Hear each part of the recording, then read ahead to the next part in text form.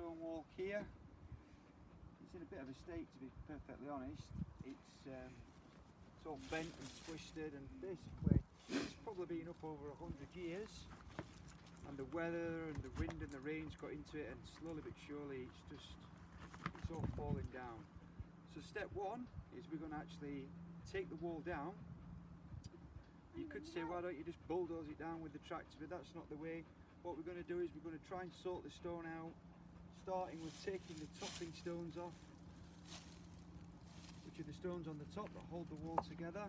We'll lay them all out in a row so we don't get tempted to use them when we're building. Some of us nice flat sides on them, and you can be tempted to use them in the wall. Ideally we need them for the top, because there's nothing worse than getting to the top of the wall and not having any toppers. And here's Tilly, our Labrador, to help us along the way. Okay guys?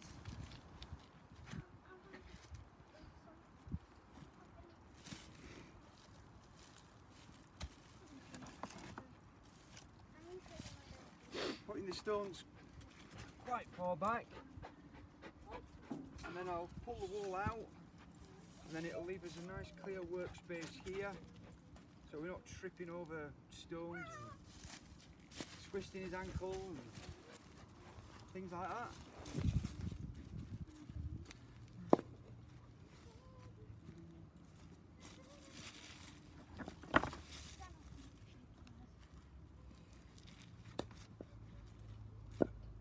Again, not the best stone to work with, but it is what it is. You can generally tell them because they've got 3 green sides. You can see that, that's where they've weathered. A bit like me, weathered.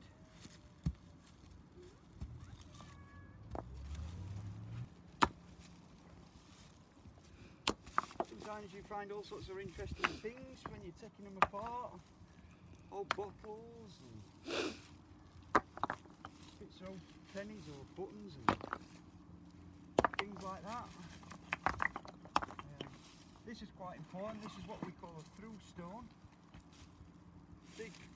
This sort of spans the width of the wall, and it holds each side of the wall together. So we'll put that to one side. So that's quite a key stone. And yeah, we'll carry on for now, taking the wall down. As you're taking the wall down, you'll find that there's a little stone inside it that's classified as fill or whatever. And basically we cram all the middle of the wall together with the small stones, make sure everything's not rocking about, stable, make sure there's no gaps for water to get into. If water gets in, then it freezes, then it starts pushing the stones out, that kind of thing. And what we'll do is we'll kind of just put that, generally put it to one side of the wall, the smaller stuff, just so we know where it is and it's not mixed up with everything. There's John now in his Land Rover. Cheers. Yep. So as you can see, we've cleared most of the wall now. Just getting hard work, this is. You know, the bottom out. And yeah, Josh is right, it's hard work. You've got to clay Hence why the level fleece is now. off. You've got a sweat clay on the brow. level with the shovel.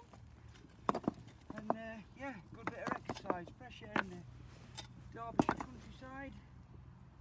And a lovely bit of exercise on a nice day. What we're going to do now is we're going to get all these old footing stones out, because they're all sort of tilting away from the wall. They're not tilting into it, they're not flat, and that's probably one of the reasons why this wall fell down. So we're going to get all this dug out, nice clean trench, set up with A-frames, get some nice big heavy stones in the bottom for the footings. As you can see here, this is one of the old footing stones, and it's leaning that way, which is no good. We don't want it leaning that way, because if we build on top of that, it's just going to slide off. Yeah. So we need to get that out. Sometimes it can be easier said than done. Bear in mind that these stones might have been here 100, 150, maybe 200 years. So yeah, the last man that had his hands on that stone probably well gone dead. And I expect they would have been brought here by horse and cart too. That would have been the only mode of transport back then. And yeah, get it all dug out, down to clay, which is good foundations, and then we'll I'm gonna come in with the shovel. set the A-frames up Let's get going. and get some big stones in the footings. Yeah. Right, so we've got two of the footing stones in here, these big ones. They're not actually from this wall, to be fair. They're what was brought here that we needed to get rid of. But these will be really good and make a key part in the stability and the strength of the wall. So these big heavy stones in the bottom, hopefully they won't move, you see, because they're that big and heavy. And then we'll set the A-frames up, put some lines on, and then we'll See you later. do some building. Right now we're at the stage where we've got the footings in, some nice big heavy stones in the bottom. So hopefully the wall, when we build on it, it's really good foundations and it won't move or twist or whatever. We've built it, the foundations are slightly wider than what we're going to be, but what we're going to do is step the wall in and then build up from there. We're just in the middle of setting his A-frames up, so we've got a nice straight line as we build up. Yeah, it's looking good so far. And here we are, we've come up a little bit now. If I'm perfectly honest, footings are probably a little bit too wide to start with, but we put them massive stones in. But to be fair, it'll spread weight, so that's all good. I mentioned earlier about things that you find in walls, and in actual fact, when we took this wall down, we found a frog. I don't know how it got in there. So I decided to, I fetched a couple of things with me, and we're going to put it in the wall. So we've got an old-fashioned pound coin. So you never know, in 100 years' time, when somebody else comes to build this, they'll think, oh, what's this? It's an old coin. They might think they're rich, and then they realise that they're not rich because it's not really worth much. So we'll put that in. We've got a Newcastle Brown bottle top from a well-deserved bottle of Newkie Brown last night, what I had with my tea. Chuck that in. And we've got a 16 gauge shotgun cartridge, a used one. We're not chucking live ammunition in here, we're not going to be blowing stuff up, things like that. So that's that in. And maybe put that down here. I also want to just talk about the small stones in between the fill. And you see people just randomly throwing this in, and really there needs to be a little bit more care and thought, I always think, putting this in. You know, we need to be putting it in a little bit more tightly and packing gaps up. So wherever we can, we also use it to prop stones up, make sure they're not rocking, and really try and cram it in all the gaps and what have you. The other thing what we're doing, if you notice, that all the joints are crossed. Never try and have a double joint if you can help it, or if you do have to have a double joint, then make sure you've got a big stone above it to hold them together. They always say a good dry stone waller, whatever stone he picks up always fits. I'd say that's a load of rubbish, because trust me, you pick them up, you put them down, you pick them up, you put them down. Unless they're all nicely, evenly, same sort of size if you like, same sort of depth. The other thing is that we try and put the stones into the wall, if you like, so try and knit them together like this, the best we can anyway, and just creates better strength, that kind of stuff. I'm going to get to a stage now where I'm going to be putting some through stones in. This is the stones what I spoke about earlier, the big stones that'll span the wall, holding the wall together so it doesn't fall out apart like that. 3 out maybe at this sort of height, about halfway up the wall, just to give it extra strength. Got the lines on, working to the lines. Oh, I nearly forgot. One of the things we have brought with us today is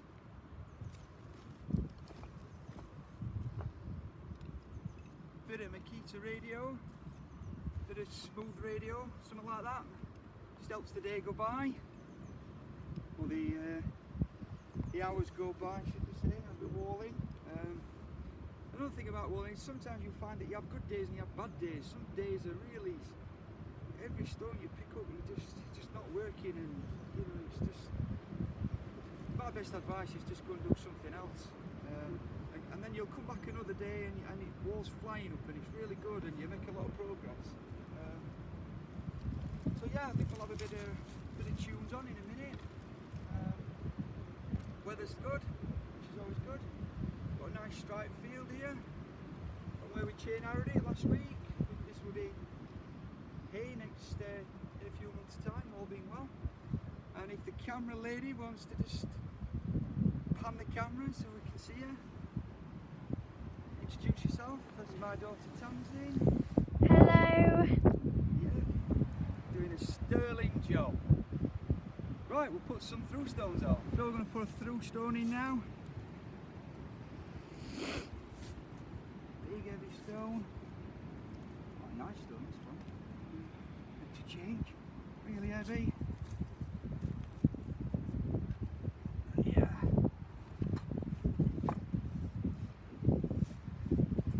Let's get it up to the line. Oh. Yeah. Don't worry about it if a bit sticks out. It is what it is. And to be honest, I always find that it's a bit of a footstep if you ever need to climb a wall when you're running after livestock or whatever, running away from something, what have you, and that's all good. One of the other things I wanted to mention is about the sort of tools that we use. This is a dry stone walling hammer. It's got a pointed edge, hardened steel, just chipping bits off. This bit for just whacking stuff, trimming stuff down. Interesting here, this stone, it's been painted edge on it, so once upon a time it was probably in a house or part of a building, something like that. Again, what we'll see, different types of stone from different types of places and different techniques. I mean, I'm a Yorkshireman and I got taught in Yorkshire many years ago how to do this, and it's just kind of one great big giant jigsaw, if you like, and what you've got to do is kind of always think ahead. So every time you put a stone down, you need to be thinking that you've got to put a stone on top of it. So if you kind of keep it all nice and flat, then the next stone is going to go on nicely. You know, if you've got one up like that, then you're going to have stuff rocking and rolling, and it's just not going to be, you know, it's not going to be stable. So yeah, we'll do a bit more, getting some toppers on. So we've got to a point now where we're at top of wall. Quite happy we've got the line that runs through to that wall. And I always say that if you stand back and keep having a look at your wall, because there's no worse than sort of working right to your wall, and then you do stand back and you see a bit that's not right, and you know, it annoys you, or it annoys me anyway. But basically now what we're going to do is, we've got all those flat stones near the top, let's try to level it up best we can. And now we're going to put these toppers on, coping stones, called various different things in various locations.